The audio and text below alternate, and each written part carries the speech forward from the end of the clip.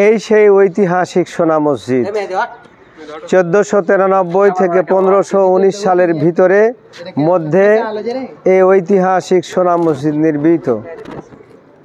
এই মসজিদ 26 বছরের মধ্যে আমাদের ধারণা বিভিন্নভাবে বিভিন্ন তথ্যসূত্র মতে এই মসজিদ নির্মাণ করতে সময় লেগেছে 17 বছর। এই মসজিদে মূল্যবান সম্পদ ছিল, রেডিয়াম জাতীয় জিনিস ছিল, শ্বেতপাথর ছিল, স্বর্ণের গিলটি ছিল, স্বর্ণের প্রলেপ ছিল।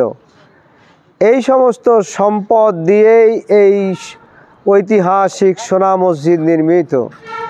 এই সমস্ত জিনিসগুলো ছিল যেগুলো ডায়মন্ডের চেয়ে মূল্যবান, হীরার চেয়ে মূল্যবান, এ কারণেই স্বর্ণের মতো জ্বলত। এই গেটে ছিল রেডিয়াম জাতীয় জিনিস, এই তরুণে ছিল রেডিয়াম জাতীয় জিনিস, ভিতরে ছিল শ্বেতপাথর, স্বর্ণের গিলটি, স্বর্ণের প্রলেপ।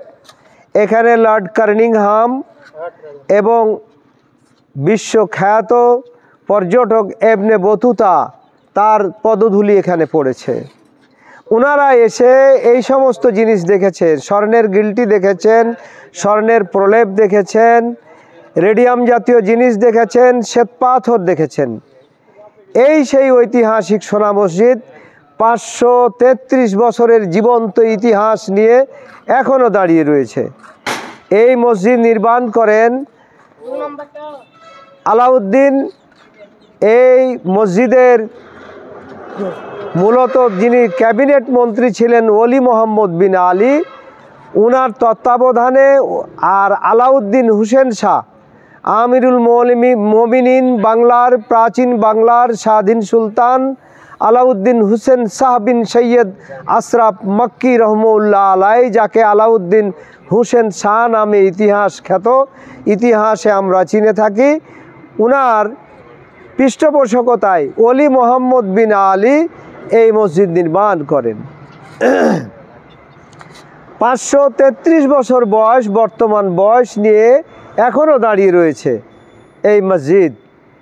তার ছেলে নসরুত শাহ ইন্ডিয়ায় দ্বিতীয় সোনা মসজিদ, এটাই হচ্ছে প্রথম সোনা মসজিদ।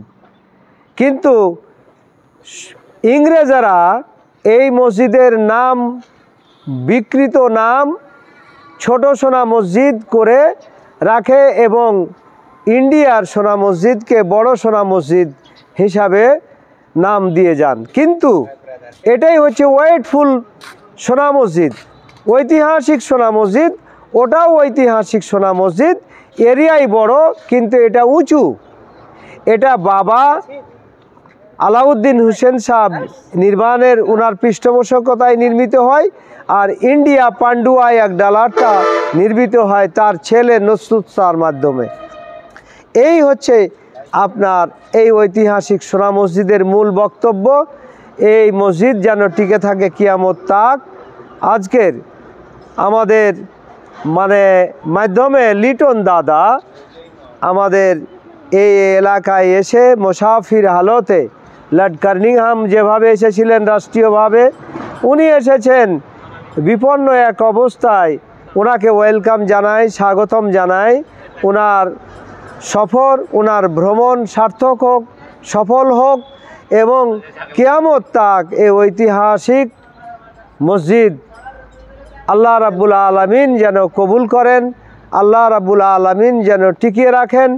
এ এলাকার আমাদের গর্ব, আমাদের ঐতিহ্য, আমাদের প্রেরণার উৎস হয়ে যেন দাঁড়িয়ে থাকে এই ঐতিহাসিক সোনা মসজিদ। এ বলেই আমার কথা। এই পবিত্র মাহে রমজানে আমরা সকলেই আশাবাদী, আমরা দোয়া চাই, আমরা দোয়া করি আল্লাহ রাব্বুল আলামিনের কাছে, আরশে আজিমের কাছে, যে হে পরওয়ারদিগারে আলম, হে আরশে আজিমের মালিক, তুমি এই মসজিদকে কিয়ামত তাক কবুল করো, কিয়ামত তাক টিকিয়ে রাখো। আমিন। আসসালামু আলাইকুম। তা ওনাকে অনেক অনেক ধন্যবাদ। তো আজকে একটা নতুন এক ঐতিহাসিক স্থানে এসেছি ভ্রমণ করতে। তো আমার খুব ভালো লাগলো, অনেকে হেল্প করলো। তো এগুলি স্থাপত্য আমাদের সবারই গর্ব। এখানে হিন্দু বাঙালি সবাই আসছে, দেশ বিদেশ থেকে সেলফি ফটো নিচ্ছে। তো গর্বের বিষয়, আমাদের এগুলোকে যত্ন নেওয়া দরকার।